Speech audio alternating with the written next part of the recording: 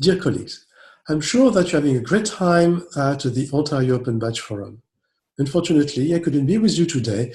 Also, my friend Don Present asked me to record a short presentation on open recognition and to set up a challenge for you to address during this event.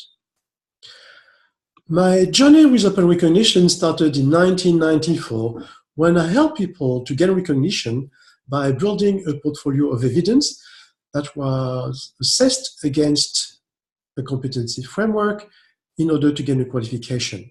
Then I worked with ePortfolio and open badges. Then in 2016, when we were in Bologna for our annual conference, we decided to rewrite the Bologna Declaration and to call it the Bologna Open Recognition Declaration. And so what is the connection between ePortfolio, open badges, and open recognition? To understand that, I've drawn what I call the plane of recognition. And this plane is defined by two axes, the formal, non-formal, the traditional, non-traditional axes. And they define four quadrants. The one on the bottom left is called the conformance quadrant, and it is when formal institution of education use diploma or badges in a traditional way, basically to recall what people did in the past in order to get a qualification. And when we look at open badges, most of the projects we see today are in the conformance quadrant. And so if we look now about what's happening today with the new specification of open badges, now, while in 2011, the question we tried to address was how can we make informal learning visible? How can we recognize informal learning? Now, in 2017, thanks to the new specification of open badges and the power of endorsement, we have the ability to make informal recognition visible. I think this is a very important point. Badges help to make learning visible, but badges can do much more than to make learning visible, because a badge in itself is a way to make recognition visible. And that is a big game changer if you move from simply making learning visible to making recognition visible. And so in 2017, we have the power to recognize. And to quote a German philosopher, Axel Honneth, the director of the School of Frankfurt, he says, recognition precedes knowledge. And if we're in the world of education, we should take that seriously, because it means that if we want to access knowledge, we need probably to start by recognizing the ability to recognize. And this is what we can do now with open badges. And this is why in 2017, we submitted a project to the European Commission called MIRVA, that stands for Making Informal Recognition Visible and Actionable. And we hope that by 2020, we will be able to do more than what we are doing today with open badges. Today, what we do with open badges can be qualified by spray and pray. We spray badges and pray that something will happen because, oh, we put them on LinkedIn, we put them on Facebook, so something good might happen from that. We want to do much more than that. We believe that if we were investing our social capital, because badges are our social capital, if we were able to invest them in order to generate some kind of interest in all the sense of the term, we should be able to do something very interesting.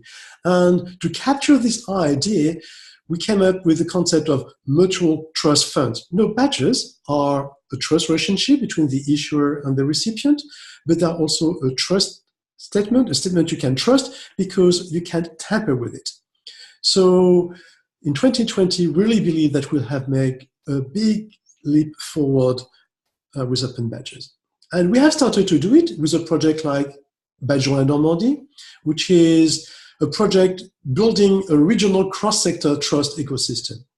And we'll have traditional badges, the one at the bottom left corner, the conformance quadrant, but we'll do also much more than that because the region plans to use open badges as a means to transform the agriculture from traditional agriculture to agroecology.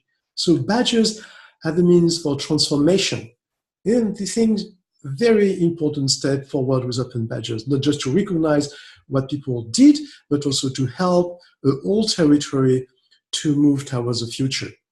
And maybe this is something you might want to explore also in the Ontario. You have developed a sandbox, and maybe you could use this sandbox to explore the power of regional cross-sectoral trust ecosystems.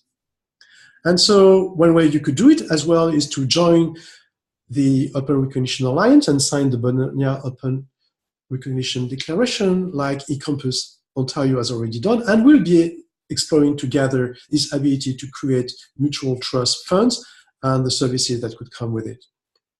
So my challenge for you today is based on the work we did for the last EPIC conference. For the last EPIC conference, we defined 10 open badges challenges. And the number one was the ability to create open recognition networks and to do something with these networks. And so my challenge for you today, which is almost like a mission impossible, but I'm sure some of you will be able to make it possible, is how can we use open badges to make informal recognition more visible, but also more actionable? What can we do with our badges, with our endorsements, beyond putting them on Facebook and LinkedIn? Let's put them into some place, some program, some application, some service, some place where they will be able to trigger events, revenue, more resources, friendship, whatever. We should be able to do something interesting with badges. And this is what I would like you to help us to find a solution to. So how can we use open badges to make informal recognition more visible, but also more actionable? I'm sure you will find interesting solutions, and I wish you a great Ontario Open Badge Forum, and I'm looking to hearing from you and the ideas that have spawned during this event. Thank you very much. Bye-bye.